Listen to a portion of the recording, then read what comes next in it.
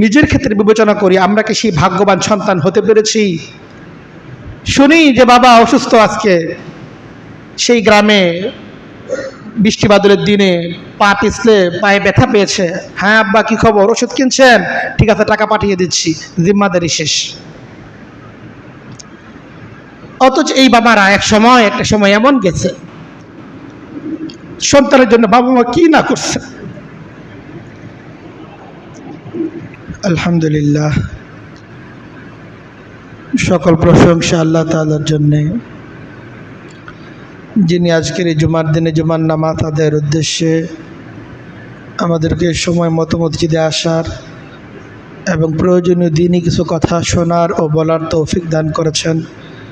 আমরা আল্লাহ তাআলা শুকরিয়া আদায় করি আলহামদুলিল্লাহ। অসংখ্য অগণিত দুরুদ সালাম বর্ষিত হোক আকায়ে নামদার তাজদার মদিনা মুহাম্মদুর রাসূলুল্লাহ সাল্লাল্লাহু আলাইহি ওয়াসাল্লামের প্রতি। আল্লাহ তাআলা আমাদেরকে যার উম্মত হওয়ার সৌভাগ্য দান করেছেন। মুহতারাম হাজিরিন, একটা সময় ছিল যখন এই দুনিয়াতে আমাদের কোনো নাম পরিচয় কিছুই ছিল না, দুনিয়াতে আমাদের কোনো অস্তিত্ব ছিল না। পবিত্র কোরআনে কারীমের মাঝে আল্লাহ তাআলা বলছেন, হাল আতালাল ইনসানি হিনুম মিনাদ দাহরি লাম ইয়াকুম শাইআম মাযকুরা। আল্লাহ বলেন, মানুষের উপর একটি সময় অতিবাহিত হয়নি কি যখন সে উল্লেখ করার মতো কিছুই ছিল না? নিঃসন্দেহে একটা সময় আমাদের পার হয়েছে। সময় পার হয়নি, আসলে আমরা ছিলামই না। সময় কি করে পার হবে যখন আমাদের কোনো অস্তিত্বই ছিল না? এমন একটা সময় চলে গেছে। আল্লাহ তাআলাই আমাদেরকে অস্তিত্ব দান করেছেন। আল্লাহ তাআলা আমাদেরকে অস্তিত্ব দান করার জন্য যাদেরকে মাধ্যম বানিয়েছেন, যাদেরকে আল্লাহ তাআলা আমাদের অস্তিত্বের উৎস সাব্যস্ত করেছেন, তারা হচ্ছে আমাদের পিতামাতা। পিতামাতা হচ্ছে একজন ব্যক্তির জন্য, একজন মানুষের জন্য দুনিয়াতে আগমনের মাধ্যম আল্লাহ তাআলা কর্তৃক। তারা হচ্ছেন আমাদের অস্তিত্বের উৎস। একজন মানুষের দুনিয়াতে আগমনের পেছনে সবচেয়ে বেশি যাদের ভূমিকা এবং অবদান, তারা হচ্ছেন পিতামাতা, যাদের সাথে সরাসরি ভূমিকা এবং অবদানের সম্পর্ক। আল্লাহ তাআলা বিশেষ তার পদ্ধতির মাধ্যমে পিতার ঐরস থেকে যে শুক্রকীট শুক্রবিন্দু মায়ের গর্ভে সেটাকে স্থাপন করার মাধ্যমে আল্লাহ তাআলা পর্যায়ক্রমে ধাপে ধাপে ধাপে ধাপে বিভিন্ন ধাপ অতিক্রম করে আমাদেরকে এই দুনিয়াতে অস্তিত্ব দান করেছেন। কাজেই একজন মানুষ হিসাবে যদি কোনো মানুষের পেছনে সবচেয়ে বেশি কৃতজ্ঞতা প্রকাশ করতে হয়, একজন মানুষ হিসেবে যার প্রতি সবচেয়ে বেশি একজন ব্যক্তি ঋণী, তিনি হচ্ছেন পিতামাতা। দুনিয়াতে অন্য যত মানুষ আছে, সকল মানুষের যে অবদান, সেই অবদানের বিনিময়ে দেওয়া এটা সম্ভব। তাদের প্রতি যে আমাদের ঋণ, সেই ঋণ পরিশোধ করা সম্ভব। কিন্তু বাবা এবং মা, পিতা মাতা, তাদের কাছে আমরা এতটাই ঋণী যে ঋণ পরিশোধ করা কখনোই সম্ভব হয় না।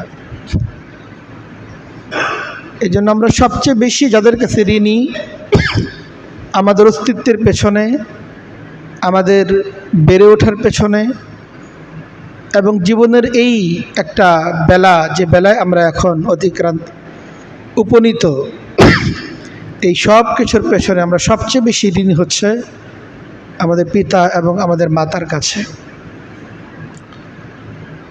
এই জন্য আল্লাহ তাআলার কাছেও যে বান্দা হিসেবে যাদের প্রতি সবচেয়ে বেশি সম্মান, যাদের প্রতি সবচেয়ে বেশি শ্রদ্ধা নিবেদন করতে বলা হয়েছে, তিনি আমাদের স্ত্রী না, আমাদের দলের নেতা না, আমাদের অফিসের বস না, বরং সবচেয়ে বেশি শ্রদ্ধা যার প্রতি পোষণ করতে হবে, সবচেয়ে বেশি শ্রদ্ধা যাদের প্রতি নিবেদন করতে হবে, তারা হচ্ছেন পিতা এবং তারা হচ্ছেন মাতা। একজন পিতামাতা সে তার পরিচয় যাই হোক না কেন, সমাজের যে অঙ্গনের তিনি হন না কেন, তার কর্ম, তার পেশা যাই হোক না কেন, তার শিক্ষা থাক কিংবা না থাক, এমনকি তার ঈমান থাক কিংবা না থাক, সে যদি ঈমানদার না হয়ে থাকে, এরপরও আমাদের সবচেয়ে বেশি সম্মান, সবচেয়ে বেশি সুন্দর আচরণ পাওয়ার যারা হকদার তারা হচ্ছেন পিতা এবং তারা হচ্ছেন মাতা। কোনোভাবেই পিতামাতার প্রতি অশ্রদ্ধা, পিতামাতার প্রতি তুচ্ছ তাচ্ছিল্যতা এটা শরীয়ত কখনোই বরদাস্ত করে না। একজন মানুষের জন্য প্রথম এবং প্রধান জিম্মাদারি হচ্ছে একমাত্র আল্লাহ তাআলার রুবুবিয়তকে স্বীকার করা, আল্লাহ তাআলার ইলাহিয়তকে স্বীকার করে নেওয়া। ইবাদতের ক্ষেত্রে আল্লাহ তাআলার সাথে কারো শরিক না করা, শিরিক এবং কুফর থেকে বাঁচা, এটা হচ্ছে একজন ব্যক্তি হিসাবে প্রথম জিম্মাদারি। রবের আনুগত্যের পর, আল্লাহ এবং তার রাসূলের আনুগত্যের পর যাদের আনুগত্যকে আল্লাহ তাআলা ফরজ সাব্যস্ত করেছেন, যাদের খেদমতকে আল্লাহ তাআলা ফরজ সাব্যস্ত করেছেন, তারা হচ্ছেন পিতা এবং মাতা। পবিত্র কোরআন কারীমের মাঝে আল্লাহ তাআলা বলছেন, ওয়াকাদা রাব্বুকা আল্লা তা'বুদু ইল্লা ইয়াহ, ওয়াকাদা রাব্বুকা আল্লা তা'বুদু ইল্লা ইয়াহ। আপনার রব এটা ফয়সালা করে দিয়েছেন, আল্লাহ তা'বুদু ইল্লা ইয়াহ, যে তোমরা তার ছাড়া অন্য কারো ইবাদত করবে না, একমাত্র তাকে ইলাহ হিসেবে জানবে, ইবাদতের উপযুক্ত একমাত্র তাকেই মনে করবে। ওয়াবিল ওয়ালিদাইন ইহসানা, এবং তোমরা তোমাদের পিতামাতার সাথে সদ্ব্যবহার করবে, তাদের সাথে উত্তম আচরণ করবে। এটা আল্লাহ তাআলার পক্ষ থেকে তোমাদের জন্য ফরজ, এবং এই ফরজটা ফরজে আইন। এটা ঐচ্ছিক কোনো বিষয় না যে নফল পর্যায়ের আমল পিতামাতার সময় সুযোগ থাকলে করলাম কিংবা করলাম না। এটা সামর্থ্যের উপর নির্ভর করে না যে আমার তো সামর্থ্য নাই। পিতামাতার খেদমত করা এবং পিতামাতার সেবা করা, তাদের আনুগত্য করা, এটা সর্বাবস্থায় ফরজ। এটা কোনো উযরের কারণে এটা রহিত হয় না। অনেক ফরজ এমন আছে, কোনো ব্যক্তি যদি মাজুর হয়, মাজুরের জন্য মাসলা ভিন্ন। রোজা আল্লাহ তাআলার পক্ষ থেকে ফরজ বিধান, অসুস্থ ব্যক্তির জন্য এটা ছেড়ে দেওয়ার অবকাশ আছে, পরবর্তীতে রেখে নিবে। মুসাফিরের জন্য সফর অবস্থায় কষ্ট, ছেড়ে দেওয়ার অবকাশ আছে, পরে রেখে নেবে। কিন্তু পিতামাতার খেদমত এমন এক ফরজ বিধান যেটা কোনো উযরের কারণে এটা রহিত হয় না, এটা সর্বাবস্থায় ফরজ একজন ব্যক্তির জন্য। একজন ব্যক্তির সামর্থ্য যাই থাক না কেন, সে তার সামর্থ্য যতটুকুই হোক না কেন, তার সামর্থ্যের সর্বোচ্চটুকু ব্যবহার করে তার পিতামাতার খেদমত তাকে করতে হবে। তার শারীরিক সামর্থ্য, তার আর্থিক সামর্থ্য, তার সামর্থ্যের সর্বোচ্চটুকু ব্যবহার করে একজন ব্যক্তিকে পিতামাতার খেদমত এটা আজীবন করে যেতে হবে। এমন না যে ঠিক আছে কাছে থাকলে করব, দূরে থাকলে তো আর আমার উপর এখন আর খেদমত ফরজ না, এটা মনে করার সুযোগ নেই। আমি পৃথিবীর যে প্রান্তেই থাকি না কেন, সেখান থেকেই পিতামাতার খোঁজখবর নেওয়া, তাদেরকে সাহায্য সহযোগিতা করা, আর যদি তাদের শারীরিক সাহায্যের প্রয়োজন হয় তাহলে তো তার পাশেই থাকা, তাদের খেদমতের ব্যবস্থাপনা করা, এটা সন্তান হিসাবে আমাদের জন্য ফরজ জিম্মাদারি। পিতামাতার খেদমত করতে গিয়ে প্রয়োজনীয় শরীয়তের অনেক ইবাদত ছেড়ে দেওয়ার অবকাশ আছে, কিন্তু পিতামাতার সেবা ছেড়ে দেওয়ার কোনো অবকাশ নেই। পিতামাতার খেদমতের কারণে শরীয়তের অনেক সুন্নত ছেড়ে দেওয়ার অবকাশ আছে, মুস্তাহাব আমলগুলো ছেড়ে দেওয়ার অবকাশ আছে। এমনকি ফরজ নামাজের জামাত, যে জামাতের সাথে নামাজ আদায় করাটা একজন ব্যক্তির জন্য ওয়াজিব পর্যায়ে। কিন্তু কোনো ব্যক্তির যদি এমন হয় যে পিতামাতার খেদমতের পাশে কেউ নাই, সে তো মসজিদে জামাতের সাথে নামাজ আদায় করতে আসবে, এই সময় পিতামাতার সেবার প্রয়োজন হতে পারে, খেদমতের প্রয়োজন হওয়ার প্রবল সম্ভাবনা, যে খেদমত করার জন্য বিকল্প কেউ নেই।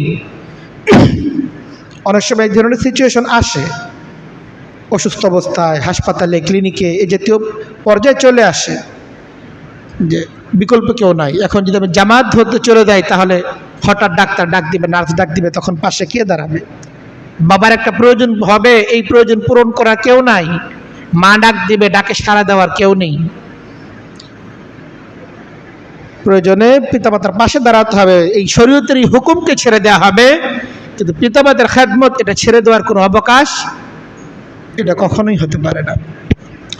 এই জন্য পবিত্র কোরআনে কারীমের মাঝে বিভিন্ন জায়গায় আল্লাহ তাআলা পিতামাতার সেবার কথা বলেছেন, একেবারে তার ইবাদতের পরই, আল্লাহ তাআলার ইবাদতের পরেই যে ইবাদতকে আল্লাহ তাআলা বান্দার জন্য ফরজ সাব্যস্ত করেছেন সর্বাধিক গুরুত্ব দিয়ে, সেটা হচ্ছে পিতামাতার খেদমত, পিতামাতার আনুগত্য। পবিত্র কোরআনে কারীমের মাঝে আল্লাহ তাআলা বলেন, ইন জাহাদাকা আন তুশরিকা বি মা লাইসা লাকা বিহি ইলম ফালা তুতিহুমা ওয়া সাহিবহুমা ফিদ দুনিয়া মারুফা। আল্লাহ তাআলা বলেন, একমাত্র একটা ক্ষেত্রে পিতামাতার আনুগত্য করা যাবে না, সেটা হচ্ছে তোমার রবের নাফরমানির ক্ষেত্রে। পিতামাতা যদি তাদের সন্তানকে আল্লাহ তাআলার সাথে শিরিক করতে বলে, আল্লাহ তাআলার কোনো নাফরমানি করতে বলে, সেক্ষেত্রে তাদের আনুগত্য করা যাবে না। কিন্তু বৈধ যে কোনো কাজের আদেশ যদি পিতামাতা করে, তো সেই আনুগত্য তাকে প্রদর্শন করতে হবে। পিতামাতা অবৈধ আদেশ করেছে, গুনাহের কাজ আমাকে করতে বলেছে, করতে তো পারা যাবে না। গুনাহের কাজ কোনো অবস্থাতেই, রবের নাফরমানির কোনো সুযোগ নাই। লা তাআতা লি মাখলুকিন ফি মাসিয়াতিল খালিক। রাসূলুল্লাহ সাল্লাল্লাহু আলাইহি সাল্লাম বলেন, কোনো মাখলুকের আনুগত্য করা যাবে না খালিকের আনুগত্যকে বর্জন করে। কাজে সৃষ্টিকর্তার আনুগত্য এটা সর্বাধিক গুরুত্বপূর্ণ, এটার সাথে কোনো আপোষ চলবে না। এমনকি পিতামাতার আনুগত্য করা যাবে না আল্লাহ এবং তার রাসূলের আদেশের ক্ষেত্রে। এছাড়া সকল বৈধ ক্ষেত্রে পিতামাতার আনুগত্য করতে হবে। পিতামাতা আমাকে অবৈধ আদেশ করেছেন, গুনাহের কাজ করতে বলতেছেন, করতে তো পারবো না, কিন্তু তাদের সাথে কি আমি এই ক্ষেত্রে খারাপ আচরণ করব? এটার সুযোগ নেই। পিতামাতা শিরিক করার নির্দেশ দিচ্ছে, এত সত্ত্বেও সেটা করা তো যাবে না, কিন্তু ওয়াসাহিবহুমা ফিদ দুনিয়া মারুফা, দুনিয়াতে তাদের সাথে সুন্দর আচরণ, সদ্ব্যবহার এটা বজায় রাখতে হবে সর্বাবস্থায়। পিতামাতা যদি অমুসলিম হয়, পিতামাতা যদি মুশরিক হয়, বিধর্মীয় হয়, এত সত্ত্বেও পিতামাতার সাথে দুর্ব্যবহার করা যাবে না। দেখেন, পিতামাতা মুশরিক, এরপরে দুর্ব্যবহার করা যায় না। আর সেক্ষেত্রে পিতামাতা যদি মুমিন হয়, একজন পিতামাতা মুমিন হয়ে সে যত বড় অপরাধী হোক না কেন, সন্তান তার সাথে কোনো দুর্ব্যবহার করতে পারে না। শিরকের চেয়ে বড় কোনো অপরাধ তো নাই, শিরক তো সবচেয়ে বড় কবিরা গুনাহ। পিতামাতা মুশরিক, সন্তানকে উপরন্ত বাধ্য করতে চাইতেছে যে না, তোমারও শিরিক করতে হবে। আল্লাহ তাআলা সেক্ষেত্রে বলছেন, ওয়াসাহিবহুমা ফিদ দুনিয়া মারুফা, তাদের সাথে সুন্দর আচরণ করো। আর সেক্ষেত্রে পিতামাতা যদি মুমিন হয়, সে যত বড় অপরাধী হোক না কেন, দিন শেষে সে কিন্তু আমাদের পিতা, সে আমাদের মাতা। তার সাথে কোনো অবস্থাতেই তাকে অপরাধ থেকে নিবৃত্ত রাখার জন্য নানা কৌশল অবলম্বন করতে হবে, তাকে নসিহত করতে হবে, সুন্দর পরিবেশ তাকে দিতে হবে। যে সকল কারণে অপরাধ প্রবণতা তৈরি হয়, সে কারণগুলো খুঁজে খুঁজে বের করে সেগুলোর সমাধান করতে হবে। কিন্তু তাদের সাথে খারাপ আচরণ করার কোনো সুযোগ কোনো অবস্থাতেই নেই। একজন সন্তান হিসেবে জীবনের শেষ পর্যন্ত পিতামাতার প্রতি সদ্ব্যবহার এটা করে যেতে হবে, কোনো অবস্থাতে তাদের সাথে খারাপ আচরণ করা যাবে না। সময় যত গড়াতে থাকে, পিতামাতা জীবন থেকে তত বেশি গুরুত্বহীন হতে থাকে। বয়স যখন বাড়তে থাকে, আস্তে আস্তে মানুষের বোধ শক্তি লোপ পেতে থাকে, সঙ্গীহীন হতে থাকে মানুষ। আজকে সমাজে যারা বার্ধক্যে পরিণত বুড়ো মানুষ, তাদের বয়সে অনেকেই দুনিয়া থেকে চলে গেছে। অনেক বয়স্ক পুরুষ এমন আছে, তারা তাদের জীবন সঙ্গিনীকে হারিয়ে ফেলেছে।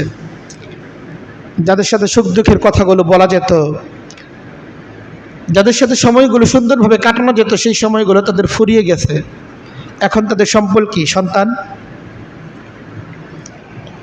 মানুষ যখন বয়স বাড়তে থাকে তখন আস্তে আস্তে মেজাজ আস্তে আস্তে একটু বিরূপ হতে থাকে, খিটখিটে হতে থাকে। এটাই স্বাভাবিক জীবন। নানা রকম পেরেশানি, শারীরিক নানা সমস্যা, মানসিক নানা টেনশন, এগুলো আস্তে আস্তে মানুষের জীবনকে বিপর্যস্ত করে তোলে। মানুষ তার স্বাভাবিক মেজাজ এটাকে ধরে রাখতে পারে না, অসংলগ্ন অনেক কথা বলে, অপ্রয়োজনীয় অনেক কথা বলে, এমন এমন কথা বলে যে কথার বাস্তবিক অর্থে বিরক্তিকর। আল্লাহ তাআলা সেই বয়সের কথা বলছেন। আল্লাহ তাআলা বলেন পবিত্র কোরআন কারীমের মাঝে, ইম্মা ইয়াবলুগান্না ইনদাকাল কিবারা আহাদুহুমা আও কিলাহুমা, হয়তো তোমার পিতা তোমার মাতা উভয়ে কিংবা যে কোনো একজন বার্ধক্যে উপনীত, তোমার নিকট সে বার্ধক্যে উপনীত, স্বভাবতই স্বাভাবিক অন্য আরো 10 জন বুড়ো মানুষের মতোই তার আচরণ হবে, তার খেদমত এখন আরো বেশি প্রয়োজন হবে। আগের মতো নিজের সেবাগুলো নিজে করতে পারেন না। একটা সময় এমন আসে নিজের পেশাব পায়খানা সেটাও নিজে পরিষ্কার করতে পারেন না। অনেক কিছুর শখ তখন তার জাগতে থাকে, যেই শখগুলো সে পূরণ করতে পারে না। সে কার কাছে বলবে যে আমার এটা খেতে ইচ্ছা হয়েছে? আপনার সন্তান, আপনার বাবা মা যারা আজকে আমরা, যাদের বাবা মা এখনো হায়াতের মধ্যে আছে আর আমরা এখন পরিণত বয়সে উপস্থিত, আমাদের বাবা আমাদের মা কি কখন আমাদেরকে বলেই কথা যে বাবা সিজন চলতেছে, এই ফলটা খেতে ইচ্ছে হয়েছে, বাজার থেকে আসার সময় এই ফলটা নিয়ে আসো? এই কথা বলার স্পেস এটাকে আমরা আমাদের পিতামাতাকে দিয়েছি? এই কথা বলার সুযোগটুকু আমাদের পিতামাতার জীবনে কি আছে? যদি না থাকে তো বুঝতে হবে আমি ব্যর্থ সন্তান। আমার সন্তান তো যখন যা খুশি তখনই আমাকে তা বলতে পারতেছে। 5 টাকার একটা লজেন্স তাকে কিনে দিতে হবে, এটার জন্য আমাকে ঘর থেকে সে বের করে নিয়ে যাচ্ছে, চলো বাবা আমার জন্য 5 টাকার লজেন্স তুমি কিনে নিয়ে আসবে। নিজের সন্তানের এই শখটুকু পূরণ করার জন্য, আমি জানি এটা অপ্রয়োজনীয়, কোনো প্রয়োজন নাই, শুধু নিজের কলেজের টুকরা সন্তান তার মুখে একটু হাসি দেখার জন্য আমরা কিন্তু সেই দোকানে যাচ্ছি, তাকে 5 টাকা লজেন্স কিনে দিচ্ছি। কিন্তু যাদের অস্তিত্বের উপর নির্ভর করে আমাদের জীবন, তারা একটা ফলের সিজন যায় কিন্তু মুখ ফুটে সন্তানকে বলতেও পারে না যে বাবা আসার সময় এই ফলটা নিয়ে আসো। সন্তানের মনেও কখনো এই বোধ জাগ্রত হয় না যে আমার বাবা মা তারা কার কাছে চাইবে, কোথায় তারা যাবে, তারা তাদের শখ তাদের আবদারের কথাগুলো কোথায় বলবে। আমরা আমাদের বাবা মাকে এই স্পেসটা দেই না, এই সুযোগটা দেই না যে তারা যে কোনো আবদার, যে কোনো চাহিদা আমাদের কাছে নির্বিঘ্নে প্রকাশ করতে পারে, স্বাচ্ছন্দ্যে প্রকাশ করতে পারে। এই সুযোগটুকু আমরা তাদের সাথে রাখি না। তাদের সাথে আমাদের এই দূরত্বটুকু এখন রয়ে গেছে, যার ফলে তারা তাদের সকল আবদারের কথা আমাদেরকে ততটুকু বলতে পারে না। আমার সন্তান যতটুকু বলতে পারে, আমার স্ত্রী আমাকে যতটা বলতে পারে। আল্লাহ তাআলা পবিত্র কোরআন কারীমের মাঝে বলছেন, তোমার সন্তান বাবা মা যখন বার্ধক্যে উপনীত, স্বাভাবিকভাবেই এখনও তার মনে অনেক শখ, অনেক চাহিদা, অনেক অপ্রয়োজনীয় কথা, অনেক বিরক্তিকর কথা সে বলবে। ফালা তাকুল্লাহুমা উফফি ওয়ালা তানহারহুমা, তাদেরকে জন্য তোমার বকা দিবে তো দূরের কথা, বিরক্তি প্রকাশ করবে দূরের কথা। ওয়ালা ফালা তাকুল্লাহু উফফিন, বিরক্তি প্রকাশের জন্য মুখ ফুটে শুধু উফ শব্দটুকু উচ্চারণ করতে পারবে না। রাখো তো এইসব বিরক্তিকর কথা, এটা পরে বলা যাবে না। শরীয়ত আল্লাহ তাআলা পবিত্র কোরআন কারীমের মাঝে পিতামাতাকে এতটাই সম্মান দান করেছেন যে তারা যখন বয়স্ক অবস্থায় উপনীত হবে আর কোনো বিরক্তিকর কথাগুলো বলবে তখনও উফ বলা যাবে না। এটা অনেকে মনে করে বলবো কি, তাই বিরক্তিকর কথাই তো বলছে, বিরক্তিকর কথাই বলবে আর আপনাকে মুখ সেটাকে সহ্য করতে হবে এবং সেটাকে আপনি খুব সুন্দরভাবে নিচ্ছেন এটা প্রকাশ করতে হবে। চেহারাতেও বিরক্তির ভাব প্রকাশ করা যাবে না, এটাই আল্লাহ তাআলার নির্দেশ। এটা মনে করার সুযোগ নাই যে বিরক্তিকর কথা বলে তো বিরক্তিই হতে হবে। আপনার সন্তান বিরক্তিকর কথা বললে সেটা আপনি বিরক্ত হতে পারে, এটা আপনার অধিকার। পিতামাতার যত বিরক্তিকর কথাই বলুক না কেন, বিরক্তি প্রকাশ করার কোনো অধিকার কোনো সন্তানের জন্য নাই।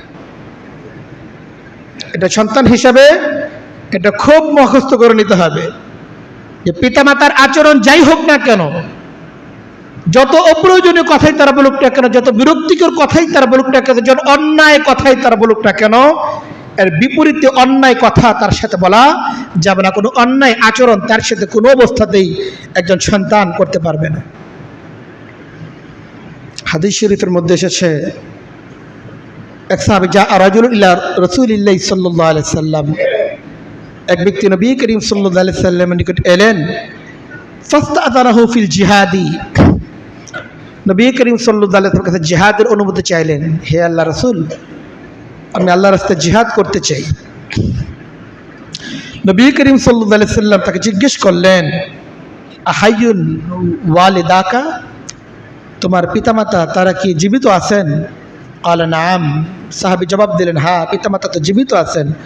আল্লাহ রাসূল সাল্লাল্লাহু আলাইহি সাল্লাম বললেন, ফাজাহিদ ফীহিমা, পিতামাতার সেবার ক্ষেত্রে তুমি জিহাদ করো, তাদের খেদমতের ক্ষেত্রে জিহাদ করো, নিজের সর্বোচ্চকে উজাড় করো, এটাই তোমার জন্য জিহাদ, তোমার জিহাদ যাওয়ার প্রয়োজন নাই। অথচ দেখেন ইসলামের সেই সূচনাকালে একটা যুদ্ধের মধ্যে একজন মুসলিম সৈনিকের কত বেশি প্রয়োজন ছিল, সৈন্য কি পরিমাণ সংকট ছিল। এত সংকটময় পরিস্থিতিতে নবী করিম সাল্লাল্লাহু আলাইহি ওয়াসাল্লাম যখন জেনেছেন যে একজন সাহাবী তার পিতামাতা বৃদ্ধ অবস্থায় আছে, যাদের খেদমতের জন্য ব্যক্তির থাকা প্রয়োজন, জিহাদের অনুমতি দেন নাই। ইসলামের এই স্বার্থকে নবী করিম সাল্লাল্লাহু আলাইহি ওয়াসাল্লাম সাইডে রেখেছেন, পিতামাতার স্বার্থকে নবী করিম সাল্লাল্লাহু আলাইহি ওয়াসাল্লাম অগ্রাধিকার দিয়েছেন। এইটাই দিন। অনেকে মনে করে যে না, আমি তো আল্লাহর রাস্তায় যেতেছি, দিনের পথে যাচ্ছি, অথচ তার বাবা মা বাসায় অসুস্থ অবস্থায় আছে, নিজের ছোট ছোট সন্তানদেরকে বাবা মার কাঁধের উপর রেখে যাচ্ছে, রাখেন আপনারা, আমি যাই আল্লাহর রাস্তায়। এটা দিন না। দিন হচ্ছে পিতামাতার সাথে থাকা। পিতামাতার যদি সেবার প্রয়োজন থাকে, সেই সেবাকে এড়িয়ে গিয়ে অন্য কোনো পথে এটা দিন হতে পারে না। ইসলামের সেই কঠিন সময়ে, সংকটময় মুহূর্তেও নবী করিম সাল্লাল্লাহু আলাইহি ওয়াসাল্লাম সাহাবায়ে কেরামকে দিনই কোনো সফরে পাঠান নাই, বরং যার পিতামাতার জন্য খেদমতের প্রয়োজন তাকে পিতামাতার সাথে থেকেই এটাই তাকে সর্বোচ্চ জিহাদ হিসাবে সাব্যস্ত করেছেন এবং সেই সময় তাকে নিয়োজিত থাকতে বলেছেন। আজকে নিজের পরিবার, নিজের স্ত্রী, যাদের গোলামিকে আমরা নিজেদের জন্য কণ্ঠহার ভেবে বসেছি, যাদের যাবতীয় চাহিদা পূরণকেই, যাদের শখ পূরণটাকে নিজের জীবন এবং জিন্দেগির একমাত্র মাকসাদ ভেবে বসেছি। আল্লাহ রাসূল সাল্লাল্লাহু আলাইহি সাল্লামের কাছে এক সাহাবী আসলো।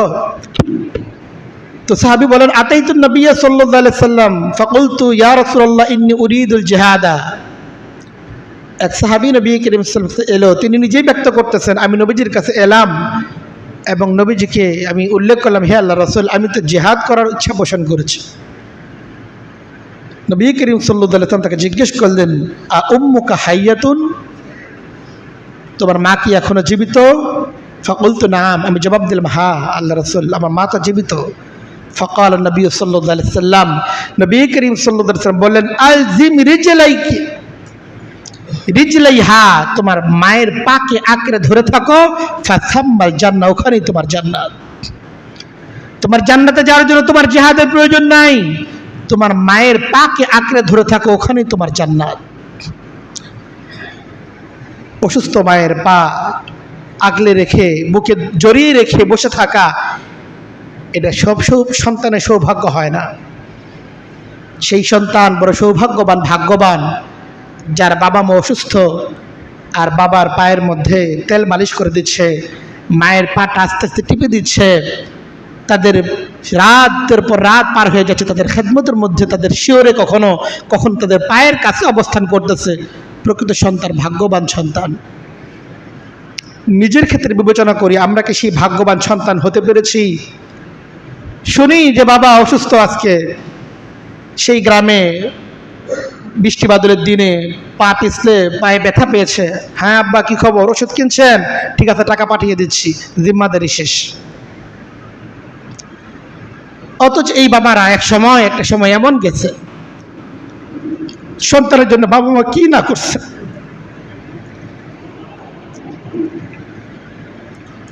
এই জন্য আসলে দিন বোঝা চাই, নিজের জীবনের অগ্রাধিকারের বিষয়বস্তুগুলো কারা, কাদেরকে নিজেদের জীবনে সবচেয়ে অগ্রাধিকার দেওয়া চাই, তাদেরকে অনুভব করা চাই। আজকে সন্তান যখন একাধিক হয়ে যায়, একাধিক সন্তান হলে তো দরকার ছিল প্রতিযোগিতা হওয়া যে কে বাবা মায়ের খেদমত বেশি করবে, কিন্তু আজকে সন্তান যখন একাধিক হয়ে যায়, কে কার থেকে দায় এড়াতে পারে এই চেষ্টায় নিয়োজিত। বাড়িতে তো ছোট ভাই আছে, হুজুর সমস্যা নাই, সেই সব দেখাশোনা করে। একজন বড় ভাই সে এইটা বলতেছে যে হুজুর বাড়িতে ছোট ভাই আছে, আব্বা আম্মার দেখাশোনা সব তারা করতেছে। কত দুঃখজনক বিষয়। একাধিক সন্তান হলে তো জিম্মাদার এইটা ছিল যে বাবা মার জন্য সোনায় সোহাগা, তার সব সন্তান কে কার আগে খেদমত করবে, কে কোন খেদমত করবে, কে বাবা মার কোন প্রয়োজন পূরণ করবে, এই জন্য প্রত্যেকে ব্যস্ত। একটা বার্ধক্যপূরিত বাবা মার জন্য তো আনন্দের দিন হওয়ার কথা ছিল, কিন্তু তাদের দিনগুলো প্রত্যেকটা দিন তাদের জন্য বিষাদের দিন। না পাঁচে সন্তান আছে, না নাতিনাত কর আছে, বড় মানুষগুলো দিনের পর দিন কাটায়, রাতের পর রাত কাটায়, তার প্রয়োজনগুলো পূরণ করার কেউ নাই। খাট থেকে উঠতে বসতে হাঁটুর মধ্যে ব্যথা, বারবার ওষুধ কিনতে আনতে হয়, একটু পানি পান করতে হয়, কিন্তু বলবে যে কাউকে একটু গ্লাসটা এগিয়ে দাও, কেউ নাই। আর সন্তানরা বিলাসবহুল ফ্ল্যাটে তার স্ত্রী তার সন্তানদেরকে নিয়ে জীবন কাটাইতেছে, কত সুন্দরভাবে জীবন কাটাইতেছে, কিন্তু তার বাবা একলা একলা ঘরের মধ্যে দিন কাটাইতেছে। বাবা এই দুঃখের কথাগুলো কাউকে বলতেও পারে না, বরং আনন্দের সাথেই সেটাকে প্রকাশ করে। যেহেতু ছেলের একজন অমুক দেশে আছে, অমুক দেশে আছে, কেউ ঢাকায় আছে, কেউ চিটাগাং আছে, এই চাকরি করে ওই চাকরি করে, আপনি কি করেন? বাসার মধ্যে বড় লোকটা একলা একলা থাকে, তার রান্না বান্না করে দিয়ে যায় কে? কাজের বুয়া সে রান্না বান্না করে দিয়ে যায়। এটাই হচ্ছে লাইফ।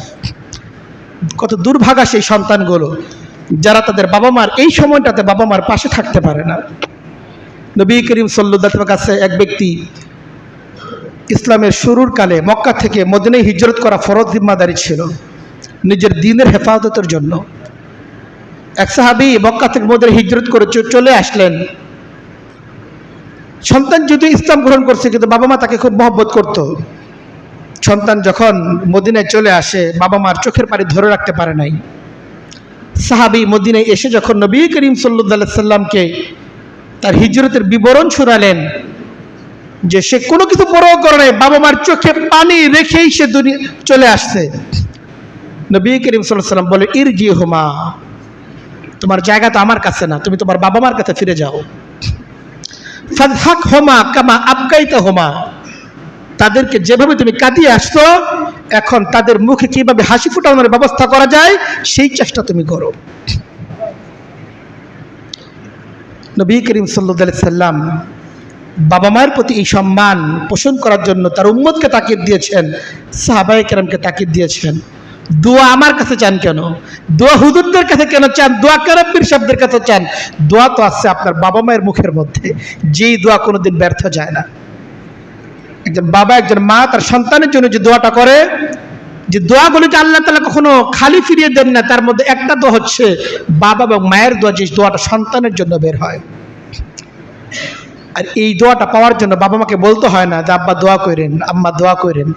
এই দোয়াটা দিল থেকে আসে, আপনার আচরণ এবং আপনার উচ্চারণই তাদের দিল থেকে দোয়া আসবে, এটা মুখ দিয়ে বলতে হবে না। কিন্তু আমরা কি সেই আচরণ, সেই উচ্চারণটুকু আমার বাবা মায়ের খেদমতে নিবেদন করতে পারি যে তাদের দিল থেকে দোয়া আসবে? বাবা মাকে সেই গ্রামে একলা ফেলে তো আমি শহরে চলে আসছি, নিজের চাকরির প্রয়োজনে, নিজের ব্যবসার জন্য সব ছাড়ছি, অথচ উদ্দেশ্য ছিল এইটা যে বাবা মার জন্য সব ছাড়বো, কিন্তু বাবা মাকে ছাড়বো না। কিন্তু আমাদের জীবনের মর্ম এটা বদলে গেছে। হাদিসের মধ্যে এসেছে, যে ব্যক্তি তার বাবা মাকে অথবা দুজনের কেউকে বার্ধক্যে পেল, কিন্তু এরপরও জাহান্নাম থেকে নিজেকে মুক্ত করতে পারলো না, তার মধ্যে হতভাগা কেউ নাই। হযরত জিবরাইল দোয়া করছেন এইটা, ধ্বংস হোক সেই ব্যক্তি যে তার বাবা মাকে জীবিত অবস্থায় পেল, কিন্তু তাদের খেদমতের মাধ্যমে নিজের জন্য জাহান্নামের আগুনকে হারাম করতে পারলো না। জিবরাইল দোয়া করছেন, নবী করিম সাল্লাল্লাহু আলাইহি ওয়াসাল্লাম বলছেন আমিন। এই দোয়া কি ব্যর্থ হবে? এই জন্য যাদের বাবা মা এখন হায়াতে আছেন, তাদের জন্য অনেক বড় গনিমত মনে করা চাই যে আমার বাবা মা এখনো হায়াতে আছেন, জাহান্নাম থেকে মুক্তির সুযোগ এখনো আমার আছে, যেহেতু আমার বাবা আমার মা জীবিত আছে। এই জন্য বাবা মার খেদমতের মাধ্যমে নিজেদের জাহান্নামের আগুন থেকে নিজেদের মুক্ত করার চেষ্টা করা চাই। আমাদের বর্তমানে জীবন বড় ব্যস্ত, মানুষ তার ব্যক্তিগত লাইফ নিয়ে ব্যস্ত, বন্ধু বান্ধবের জন্য জীবনে অনেক সময় আছে, নিজের স্ত্রী সন্তান তাদের শখ পূরণ করার জন্য অনেক সময় আছে, কিন্তু বাবা মায়ের পাশে 5টা মিনিট বসবে এই সময়টুকু নাই। আপনি নিজেই খেয়াল করেন, আমি আমার ক্ষেত্রেও খেয়াল করি, একটা সপ্তাহে আমার বাবা মায়ের জন্য কতটুকু সময় বরাদ্দ, বাবা 24 ঘন্টার জন্য আমার নিজের জন্য কতটুকু বরাদ্দ করছি, নিজের বাবা মার জন্য কতটুকু সময় বরাদ্দ করছি। সপ্তাহের পর সপ্তাহ যায়, বাবা মাকে দূর থেকে ফোনও দেওয়া হয় না। দিনের পর দিন যায়, পাশের ঘরে বাবা থাকেন, বাবার পাশে গিয়ে 5টা মিনিট বসবে, আব্বা আপনার কি প্রয়োজন, কোনো জরুরত আছে কিনা, থাকলে বলেন, বলা হয় না। বরং বাবা মা বলতে বলতে পেরেশান হয়ে যাচ্ছে, এখনো তার সেই প্রয়োজনটুকু পূরণ করা হয় না। অথচ স্ত্রী যখন তার প্রয়োজনটুকু মুখ থেকে বের করতে দেরি, এই প্রয়োজন পূরণ করতে দেরি হয় না, কিন্তু মায়ের প্রয়োজনটুকু মাসের পর মাস যায়, সেটা অপূরণ থেকে যায়। এটা বড় দুঃখজনক। আমরা সন্ধ্যার পরে রাতের বেলা বন্ধু বান্ধবের সাথে লম্বা সময় কাটাই, অথচ এই সময়টাতে ছিল বাবা মায়ের জন্য, আমার বাবার পাশে কাটানোর জন্য, আমার মায়ের পাশে কাটানোর জন্য। তাদের জন্য কে আছে বাসায়? বাস্তবতা এটাই যে তাদের জন্য কেউ নাই। যেটা বলতেছিলাম, যেমন হয় নিজের কর্মস্থলের প্রয়োজনে, নিজের ব্যবসা চাকরির প্রয়োজনে বাবা মাকে রেখে আমরা চলে আসি। এটা একজন দায়িত্বশীল সন্তানের কর্তব্য না। হয়তো বাবা মায়ের সাথে থাকা, বাবা মাকে সঙ্গে নিয়ে আসা। এক জায়গায় বাবা মা বয়সকালে পড়ে থাকবে আর সন্তান আরেক জায়গায় পড়ে থাকবে, এটা কি আদর্শ সন্তানের জন্য কাম্য হতে পারে? কখনোই কাম্য হতে পারে না। হ্যাঁ, আপনার সর্বোচ্চ চেষ্টার পরও যদি বাবা মা তাদের সেই প্রাচীন ভিটেমাটি, পিতৃপুরুষের ভিটেমাটি ছাড়তে না চান, সেটা ভিন্ন বিষয়। কিন্তু আপনার উদ্যোগ, আপনার আন্তরিকতা, এটা যেন কোনোভাবেই কমতি এবং ঘাটতি না থাকে, এটা যেন আমাকে আপনাকে সর্বোচ্চটাকে প্রকাশ করতে হবে, যেন আমার পক্ষ থেকে সর্বোচ্চ ব্যবস্থা আছে। আপনার যে ফ্ল্যাটে থাকেন সেখানে আপনার স্ত্রীর জন্য ঘর আছে, আপনার সন্তানের জন্য ঘর আছে, আপনার বাবা মায়ের ঘরটা কই? ওনারা যে আসতে থাকবেন, তারা যে আপনার বাসায় আসতে পারেন না, আসবেনটা কোথায়? আসার জন্য তো আপনি তাদের জন্য কোনো রুমই রাখেন নাই। তারা তো আসার আগে ভাবেন যে আমি তো যাবো, গেলে তো আমার বৌমার কষ্ট হবে, আমার নাতি নাতকদের কষ্ট হবে, থাকার জন্য তো ঘর নাই। আপনার নিজের থাকার ঘর আছে, বউর থাকার ঘর আছে, সন্তান 2 জন 3 জন 4 জন 5 জন যত বাড়তে থাকে প্রত্যেকের জন্য ব্যবস্থা আছে। কিন্তু সেই দূর থেকে বাবা মা যে আসবেন, তাদের জন্য কোনো ব্যবস্থা নাই, ফিকিরই করা হয় না। এই জন্য বড় দুঃখজনক এটা। এই জন্য একজন সন্তানের এটা হওয়া চাই যে আমার জীবনের সবচেয়ে প্রথম অগ্রাধিকার হচ্ছে আমার বাবা মা। আমার বাবা মার প্রয়োজন পূরণ করার পরে আমার স্ত্রীর প্রয়োজন পূরণ হবে, আমার সন্তানের প্রয়োজন পূরণ হবে। আপনার ইনকাম 1 লাখ টাকা আছে, আর কয় টাকা আপনার স্ত্রীর জন্য বরাদ্দ, সন্তানের জন্য বরাদ্দ, আর আপনার বাবা মায়ের জন্য বরাদ্দ? নিজে ভাবি একবার, আমরা প্রত্যেকেই ভাবি, মাসে কয় টাকা নিজের সন্তানের জন্য খরচ করি না নিজের বাবা মায়ের জন্য খরচ করি?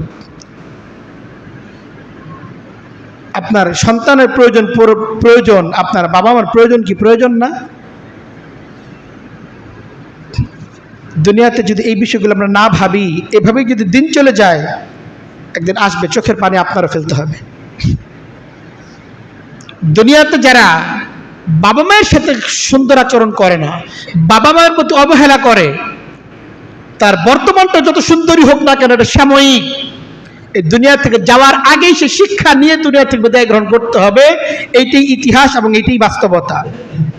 এটা শরীয়ত কোথাও বলে দেয় নাই। শরীয়তের আল্লাহ তাআলা আখিরাতে বরাদ্দ রেখেই দিয়েছেন সবকিছু, ন্যায় অন্যায়, সুন্দর সুন্দরের যাবতীয় ফল এবং প্রতিফল আখিরাতের জন্য বরাদ্দই আছে।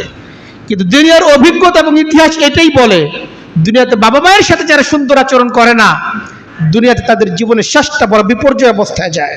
আপনি তাকিয়ে দেখতে পারেন, যাদের জীবন বিপর্যস্ত, তাদের বাবা মায়ের সাথে তাদের আচরণ কি ছিল। ওটা দেখার দরকার নেই, আপনি নিজের ক্ষেত্রে ভাবেন, নিজে কি করতেছেন আপনি।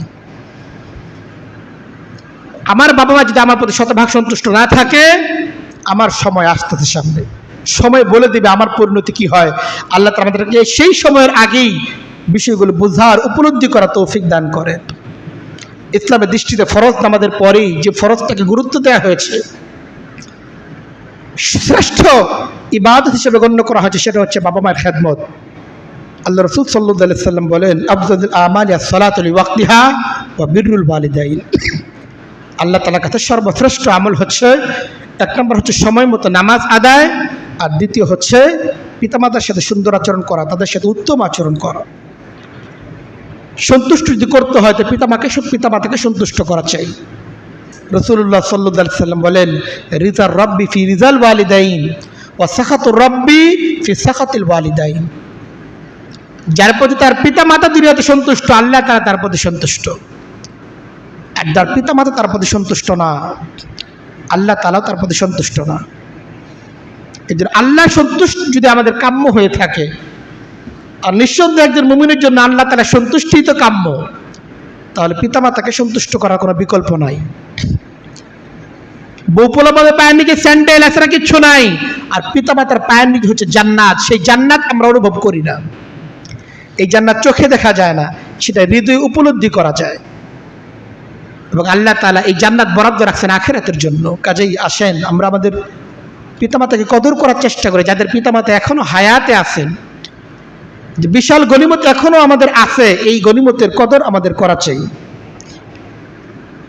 এটা যদি কদর করতে না পারি, দুনিয়াতে পিতামাতা জীবিত থাকার পরেও যদি তাদের কদর করা না হয়, জান্নাতের স্বপ্ন দুঃস্বপ্ন হয়ে যাবে।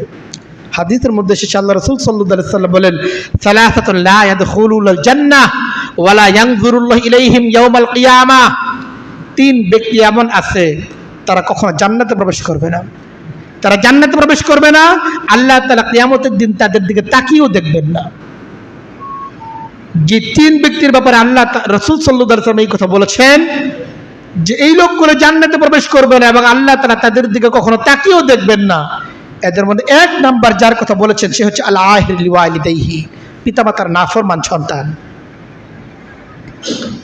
ওইদিন এক শুনলাম যে এক ব্যক্তি উমরায় যাবে, নিজের সামর্থ্য নাই, বাবার প্রেশার দিছে, জমিটা এখন লিখে দিয়া দেন, জমিটা বিক্রি করে উমরা যাব অমুকের সাথে। বলেন কি বলবেন মানুষ, দিন কোথায় বুঝলো? তার পীর সাহেবের সাথে সে উমরা যাবে, বাবারে চাপ দিছে জমিটা লিখে দিয়ে দেন, বাবার সাথে উমরায় যেতে হবে। এর নাম বুঝি দিন? দুনিয়াতে যার পিতামাতা আছে, তার পীরের দরকার নাই, তার বাবা মাই তার সবচেয়ে বড় পীর। আপনার সংশোধনে যদি বাবা মায়ের কাছে যান, কখনো বলেন না আপনার মায়ের কাছে গিয়ে, আম্মা আমাকে একটা নসিহত করেন। কখনো বলা হয়? হয় না। হুজুরের কাছে ঘন্টার পর ঘন্টা আলোচনা চলতেছে, কিন্তু বাবার কাছে গিয়ে বলে না যে বাবা কত দীর্ঘদিন আপনি কাটাইছেন, কত জীবন আপনি দেখছেন, জীবনের কত রং আপনি দেখছেন, কত ইতিহাস আপনার সামনে আছে, জীবনের উপলব্ধি থেকে দুইটা নসিহত আমাকে করেন। কখনো বলা হয় না। অথচ তাদের জীবনের অভিজ্ঞতা, লব্ধ যে জ্ঞান, সেটা থেকে উপকৃত হওয়ার অনেক কিছু আমাদের জন্য আছে। তো রাসূলুল্লাহ সাল্লাল্লাহু আলাইহি ওয়াসাল্লাম বলেন, তিন ব্যক্তি এমন, তারা জান্নাতে যাবে না। আল্লাহ তাআলা তাদের দিকে তার রহমতের নজরে তাকিয়েও দেখবেন না। এর মধ্যে এক নাম্বার হচ্ছে যে তার পিতামাতার নাফরমান ব্যক্তি। আজকে বলেন আমরা পিতামাতার কোন নাফরমানি আমরা করি না? কয়জন এমন আছে যার পিতামাতা তার প্রতি সন্তুষ্ট? বিকাশে 2000 টাকা পাঠিয়ে দিলাম, দায়িত্ব শেষ হয়ে গেল, এটা দায়িত্ব? আরেকজন ব্যক্তি হলো মারআতুল মুতারাজ্জিলাতু, সেই নারী যে পুরুষের বেশভূষা ধারণ করে, তার জীবনযাপন, বেশভূষা, পোশাক আশাক এগুলো পুরুষের মতো। আর তিন নম্বর হচ্ছে আদ-দাইয়ুস। দাইয়ুস হচ্ছে সেই ব্যক্তি যে তার পরিবারের অশ্লীলতাকে মেনে নেয়, এটার বিরুদ্ধে কোনো প্রতিবাদ করে না। এদের ব্যাপারে নবী করিম সাল্লাল্লাহু আলাইহি ওয়াসাল্লাম বলেন, এরা জান্নাতে প্রবেশ করবে না, আল্লাহ তাআলাও তাদের দিকে তাকিয়ে দেখবেন না। কত বড় মারাত্মক কথা! জান্নাতে প্রবেশ করবে না এর অর্থ এই না যে কোনোদিন প্রবেশ করবে না তা না, ঈমান থাকলে কখনো না কখনো তো করবেই, কিন্তু তাদের জাহান্নামে থাকার পরিমাণটা এত দীর্ঘ হবে, সে দীর্ঘ সময়টা বোঝানোর জন্য নবী করিম সাল্লাল্লাহু আলাইহি ওয়াসাল্লাম বলেছেন যে এরা জান্নাতে প্রবেশ করবে না। মানে তাদের জান্নাতে প্রবেশটা সূচনাকালে হবে না, অনেক বিলম্ব হবে। এটাই নবী করিম সাল্লাল্লাহু আলাইহি ওয়াসাল্লাম হাদিসের মাধ্যমে বোঝাতে চেয়েছেন। তো এই জন্য আসলে আমাদের জাহান্নাম থেকে মুক্তি পিতামাতা, আমাদের জান্নাত আমাদের পিতামাতা, আমাদের দুনিয়ার জীবনের উন্নতি সফলতা এর নিহিত আছে পিতামাতার মাঝে। আমাদের খেদমত পর সবচেয়ে বেশি হকদার আমাদের পিতামাতা, আমাদের সম্পদের মধ্যে সবচেয়ে বেশি হকদার আমাদের পিতামাতা। আমাদের আয় ইনকাম সব কিছুর পিছনে যার সবচেয়ে বেশি হক আছে, অধিকার আছে, সেটা হচ্ছে আমাদের পিতামাতা। এটা উপলব্ধি করা প্রয়োজন এবং সেই অনুষ্ঠানে ব্যবস্থা গ্রহণ করা প্রয়োজন। পিতামাতার সেবা খেদমত মানে এই না যে স্ত্রী সন্তানকে আলাদা করে দেওয়া, তা না। এটা একজন পুরুষের জন্য ব্যর্থতা, তারা দুইটার মাঝখানে ভারসাম্য রক্ষা করতে পারে না, যার ফলে কি হয়ে যায়, নিজের স্ত্রী সন্তান এদের স্বার্থে বাবা মা থেকে একটা সময় আলাদা হয়ে যাচ্ছে। কারণ কি, একজন পুরুষ সে তার পারিবারিক ব্যালেন্সটাকে সে রক্ষা করতে পারে নাই, এটা পুরুষের ব্যর্থতা। কোনো বাবা মায়ের কাছে যদি কোনো বউ যদি ভালো না হয়, এটা এর জিম্মাদারি হচ্ছে স্বামী। স্বামী তার বাবা মা এবং তার যে কি স্ত্রী এবং স্ত্রীর পরিবার তাদের মাঝে ভারসাম্য রক্ষা করা প্রয়োজন ছিল, সেটা সে করতে পারে নাই। কাজে নিজের ব্যর্থতাকে উপলব্ধি করার চেষ্টা করি, হাল ছেড়ে না দেই এবং সকলকে নিয়ে আমাদের চলতে হবে, এটা বাস্তব। এবং পিতামাতাকে অগ্রাধিকার দিতে হবে, এটাই সত্য। কাজে এভাবে আমাদের জীবনটাকে সাজানো চাই। অনেকে এমন আছেন, এই যে আজকের আলোচনা হলো, শুধুমাত্র মন থেকে হতাশা ব্যক্ত করা ছাড়া তারা আর কোনো উপায় খুঁজে পান না।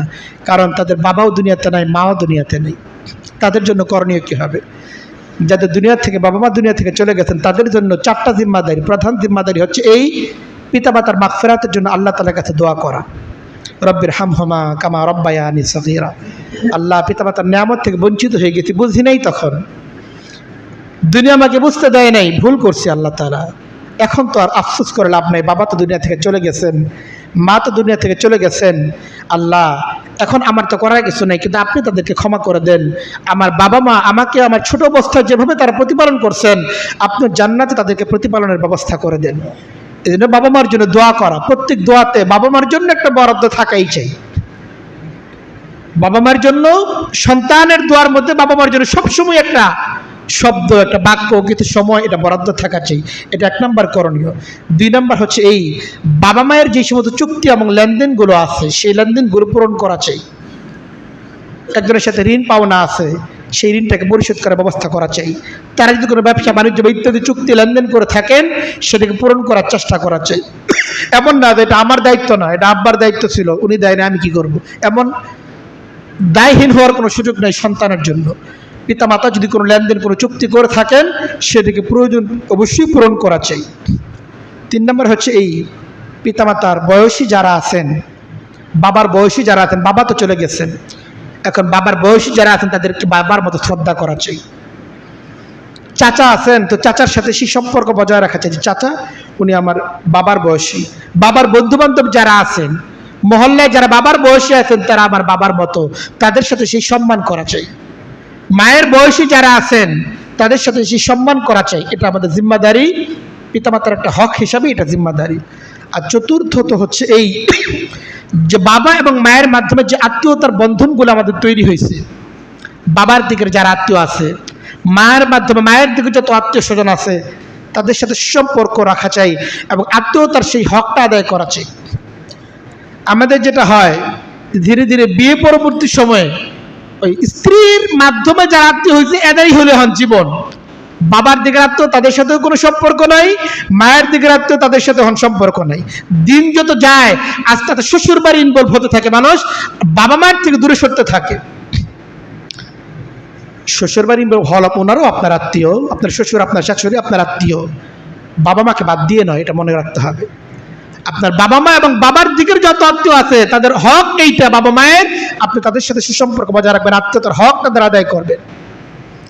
আপনার শ্বশুরও তো 10 বার করে ফোন দেন, আপনার চাচারা কয়বার ফোন দিচ্ছেন বাবা দুনিয়া থেকে বিদায় গ্রহণ করার পরে, আপনার মামারে কয়বার ফোন দিচ্ছেন আপনার মা দুনিয়া থেকে বিদায় গ্রহণ করার পরে, খালারে কয়বার ফোন দিচ্ছেন, বছর পর বছর চলে যায়, খালার সাথে ইয়া হয় না, কোনো যোগাযোগ নেই। অথচ মামা শাশুড়ি, হ্যাঁ মামা শ্বশুর, খালা শাশুড়ি, তাদের সাথে সম্পর্কের শেষ নেই। এটা বহুত বড় ব্যর্থতা। আসলে সম্পর্ক সকলের সাথেই হওয়া চাই, কিন্তু বাবা মায়ের হক হচ্ছে এই তাদের দুনিয়া থেকে বিদায় গ্রহণ কালেও এবং তাদের দুনিয়া থেকে বিদায় গ্রহণ পরবর্তী সময় তাদের মাধ্যমে আল্লাহ তাআলা যাদেরকে আমাদের আত্মীয় করেছেন তাদের সেই আত্মীয়তার হকগুলো আদায় করা চাই। আল্লাহ তাআলা আমাদের যাদের বাবা মা এখন হায়াতে আছেন, আমরা দোয়া করি আল্লাহ তাআলা সুস্থতার সাথে বাবা মাকে দীর্ঘ নেক হায়াত দান করেন এবং তাদের খেদমতের মাধ্যমে আমরা যেন জান্নাত কামাই করতে পারি, জাহান্নাম থেকে মুক্তি পেতে পারি। আল্লাহ তাআলা সেই বোধ এবং শক্তি আল্লাহ তাআলা সামর্থ্য আমাদেরকে দান করেন। ওয়া আখির দাওয়ানা আলহামদুলিল্লাহি রাব্বিল আলামিন।